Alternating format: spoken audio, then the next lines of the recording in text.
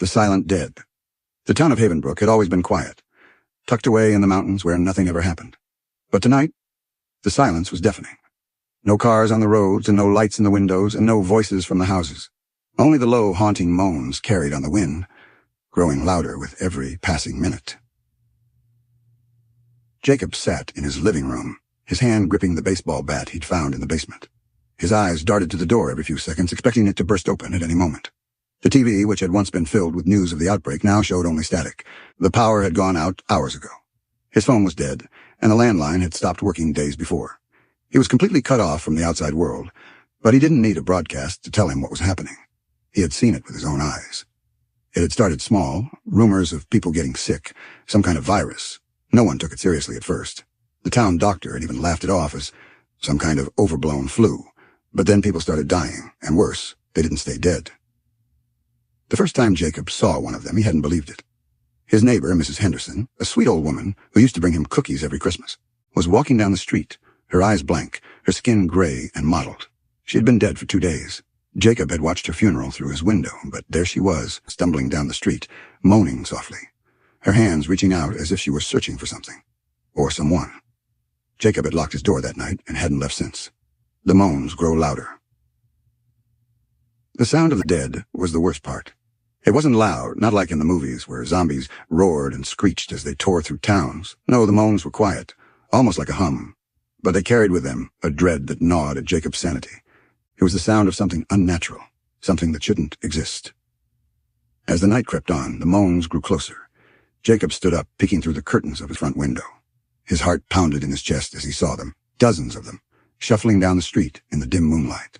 They moved slowly, their heads bobbing unnaturally, their eyes dull and lifeless. He recognized some of them.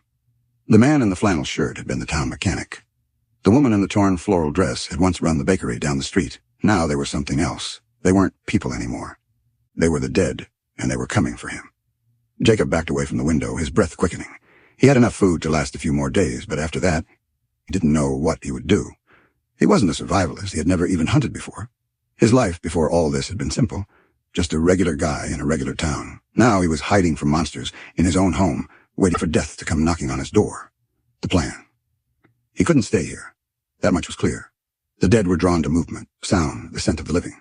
Sooner or later, they would figure out that he was inside. He had to leave, had to find somewhere safe. But where? The roads were likely blocked, and the townspeople had all either fled or been turned. His only hope was the mountain, a dense forest that lay just beyond Havenbrook's edge. If he could make it there, maybe he could lose them in the trees, find a cabin or a cave to hide in until help came. If help was coming. Jacob grabbed his backpack, quickly stuffing it with the little food he had left. A flashlight, a map of the area, and a few bottles of water. He took one last look around his house, his home, before heading for the back door. The dead were still in the street, so he had a chance if he moved quietly. He stepped outside, the cold night air biting at his skin. The silence was thick, broken only by the distant moans that seemed to echo off the houses. Jacob kept his back pressed to the wall as he made his way to the side gate. His heart was racing, every little sound making him jump. A branch snapped under his foot, and he froze, holding his breath as he glanced back at the street. One of them had stopped. The mechanic. His head slowly turned, his milky eyes scanning the darkness. Jacob pressed his body against the fence, praying he hadn't been seen. The mechanic stared for what felt like an eternity, his decaying body swaying slightly. Then, with a low groan, he turned back and continued his slow, aimless walk. Jacob let out a shaky breath and hurried toward the woods. Into the forest. The trees loomed tall and dark, their branches twisting like skeletal arms.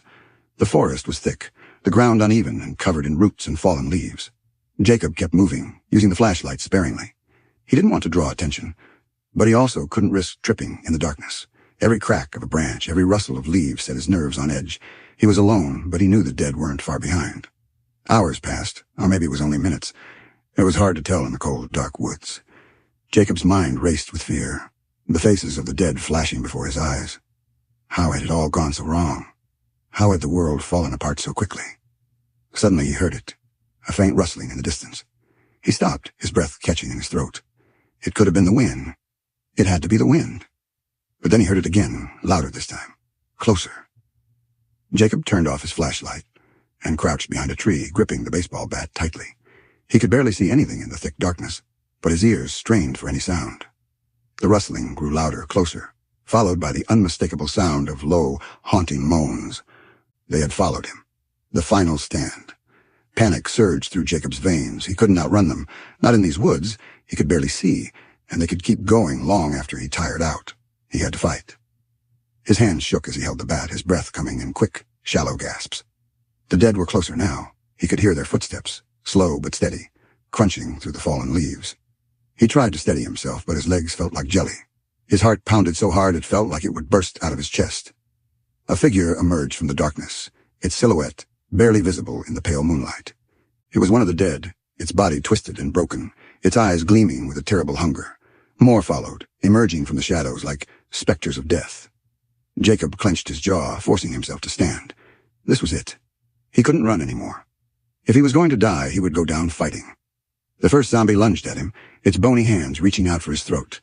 Jacob swung the bat with all his strength, the wood connecting with the side of the creature's head with a sickening crunch. It collapsed to the ground, but the others kept coming. He swung again and again, his arms burning with exhaustion. He felt the bat connect with flesh, heard the groans of the dead as they fell, but there were too many. For every one he knocked down, 2 more seemed to take its place. A hand grabbed his arm, cold and clammy, pulling him down. He kicked wildly, trying to break free, but the weight of the dead was overwhelming. Their moans filled his ears as they closed in, their cold fingers digging into his skin. As Jacob's vision blurred, he realized there would be no escape. There was no safe place, no rescue. In the end, Havenbrook and the rest of the world would fall to the silent dead, and he would be one of them.